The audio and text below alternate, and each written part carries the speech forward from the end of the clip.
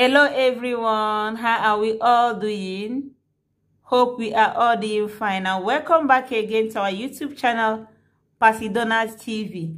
We are on Facebook and also on YouTube. Feel free to share, like our videos, and also subscribe to our YouTube channel. My people, wetin still carry me come now because of this our sister wey be Nkiruka Blessing Okoro. If una don't know the person why they talk, na Blessing CEO, now they talk. Because e get as matter go be. We go try dwell on that matter. We go try talk. Make it sweet heart things e be.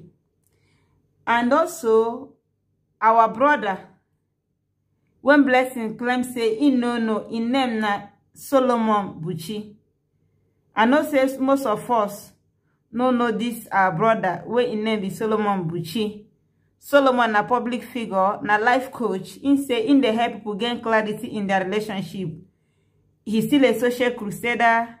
He's a writer and a ghostwriter. So now who this our brother be?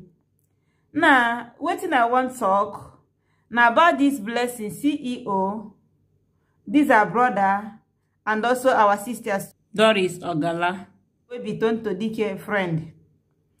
Una no say Kemi come out, come they talk. I don't know what in that woman they talk.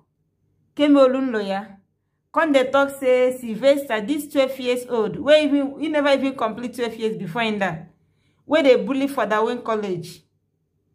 In come they insinuate, they won't make the public believe say the guy agreed to what happen to her. Say they been want initiate them to, all this. Waiting at the talk now. Make I no begin. They had the call. Then we una know waiting at the talk. Say the guy na angry. Na during the initiation and they give am crude oil. Come they talk anyhow. Come they talk anyhow. And waiting they make this woman. Ever since why I know this woman for so many years, why I don't know this woman. Now the time when even they drag Linda Ikeji. Now the time why I know this woman, every time I ever left online, go they post this woman. Hey, now saying go they cause this lady. Now when I know this, it don't say years back. And this woman no they ever see anything good, praise her. Anything will be say, when others they say this is no good. Now that's in where this man always supports. I don't know when they do to be controversial or to be known. As in they claim be safe, I claim the investigative journalist won't be for so many years. I don't know what in they worry this one. What in they make and always do that thing. When maybe her matter carry me come. What in I talk my own be say this woman came me as in talk this thing. Una know our mother and our sister they may well losing daughter whether the last year or early this year. I don't remember. I am the only child where the art movie. In come call out this woman came me. Say whether the woman they colo. Say what be the woman problem. Why you always talk waiting they no ask her. Saying be investigative journalist. Say who they pay him. In fact, be say in call him out. Though in use some harsh words. No mean say the woman don't know what thing they do. In do that thing because in what make this woman they mind in business. Because this can not be the first time when they do In say DJ Switch. From East, come they cause problem for Lagos. In say Lekki massacre na lie. Even see why Savage when he leak this thing na tape now come out. Even before he come out, he say no what to make TY they protect that thing because the person where they with TY don't pay ma. This woman always they talk anything where does come in sense. Now so in they talk. In go see they say they investigate. I don't know who they pay like that. And then me ask him. Okay. Ademe, he get us in talk. I no blame the woman because she is a mother where they receive pains. We know what it means to lose child. He no pain when this family of Sylvester they pass through. Now this chemical they talk say as the woman, as the child take that no be like that. Even when the woman they say he said the woman gets a WhatsApp screenshot of what happened to the boy. I can't wonder whether he gets any screenshots where the boy they telling friends saying one joy for that he made a do administration. I don't know say na ordinary expressive opinion. Wey be say him and one other person they talk say, okay, if na say no be wetin happen to this guy, wetin make this guy as in parents come carry am from school say na ball wey dem play, that thing happen. Wetin make the guy no talk? I come dey wonder. Una no person wey dey in that boy condition, where they suffer, where they always dey close to death. When the guy go begin to tell him parents, no be as happen, see wetin happen to me. Well, no be the matter where we dey treat, but I want to touch all these things so that anybody where they watch me go understand where I dey go. Yeah? Now, this Blessing CEO, where be relationship experts, make I no call and self-acclaim though. He saying they satisfied. Make I no talk wetin I no. Whether I go study and whether I go school for I no know. But he saying na wetin me saying they satisfied. So, in can they call out this our mother and our friend, Sister Deme, say if in they correct somebody, say no be every time when go they use the insults, say men go try they polite, say because if in they use some kind words, they correct somebody, say him and that person go there for the same lane, say no even they support wetin Kemi do, but wetin they tell him the correct time, same be talks if in go church. Come back today will be Sunday now. Today will be 12. See if he come back from church. Saying go call Kemi, tell him this, say no do well. Now you see in the castigate this Ademe. In they say so in you start to call Ademe that. In say in the always they talk like that. Which kind of correctness way you want? Okay, if you want correct this woman, like you talk. If you want correct them, now what it make you? You know, call him as you talk, say you want to call Kemi. Make you tell Kemi, say the waiting in talk no good. Waiting make you no call her them. Waiting make you begin to call her them out. So they come they call them that. Okay, as you talk this thing now. Now, where this our Solomon, our brother Solomon Buchi and Doris Ogala. And Doris then be Tonto DK friend. Where in don't they follow for this investor matter. They try to follow go protest and other things. So when they can't talk, say waiting Kemi no good, waiting Kemi talk no good with him with this brother Solomon Buchi. Now Blessing can't come out, can they talk waiting go make the people talk that thing. Say no even know who be this Solomon Buchi. So no. In fact, I go add the clip when talk say in no. Wanna watch the clip. There is one Solomon Buchi.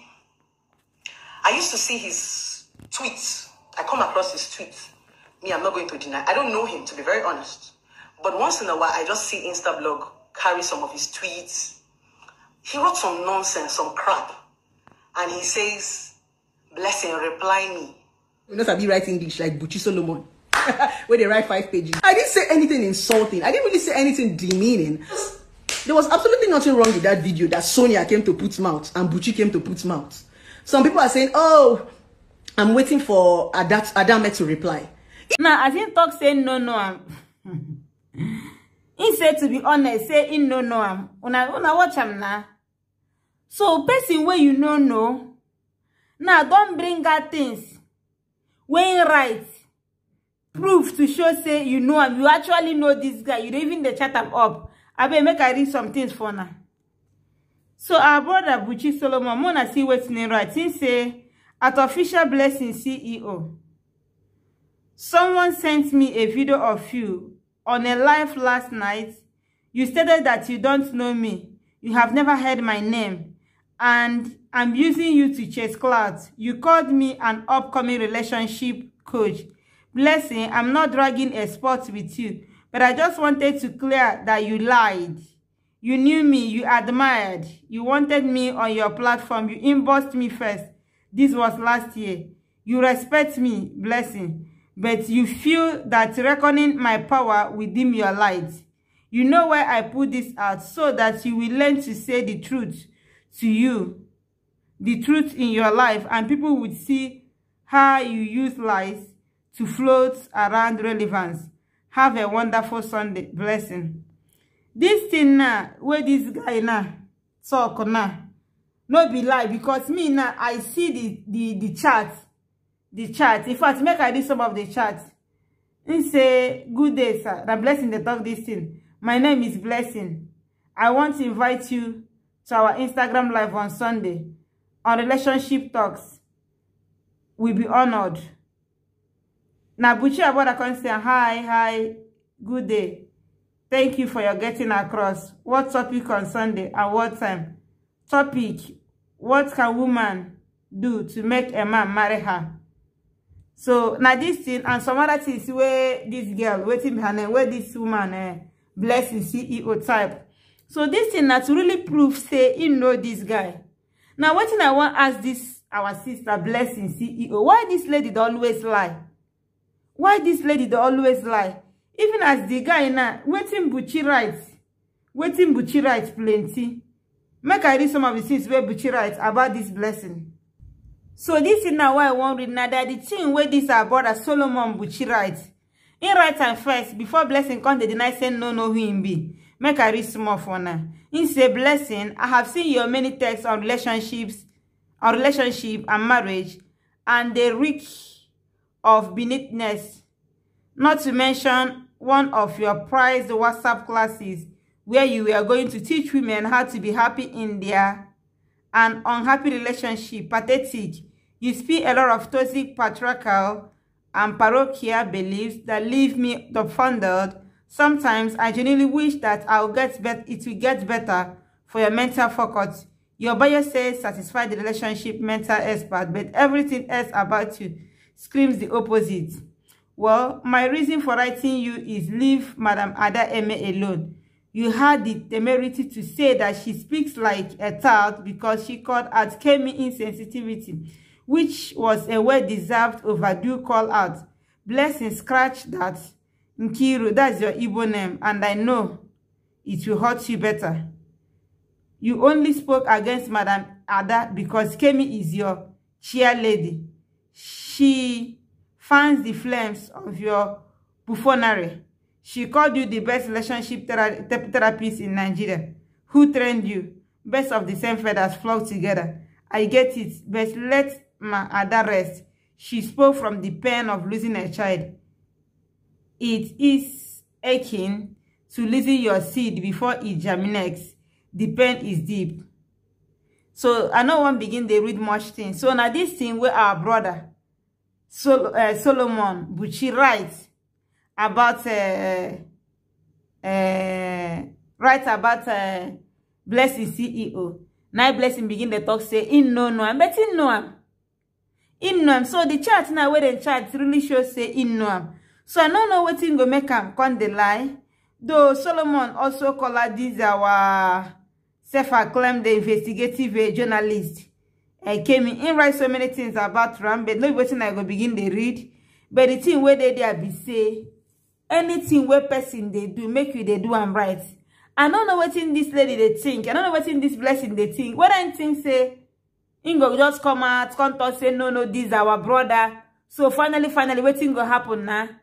Our brother go say, hey, Blessing say no, me. You know go bring the chat where the chat come out. And when I see as God they do something. If no be say this Blessing never chat up this our brother. How this our brother won't prove say Blessing no am before now. Because Blessing now don't talk say no am. And our brother they try prove say Blessing no am. So if no be say in get chat with this lady now, how in one time will say this lady they lie.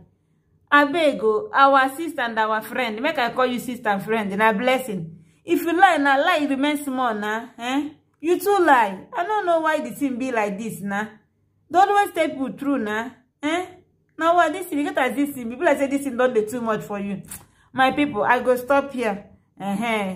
More now, thank you. And I go see you next time. Bye.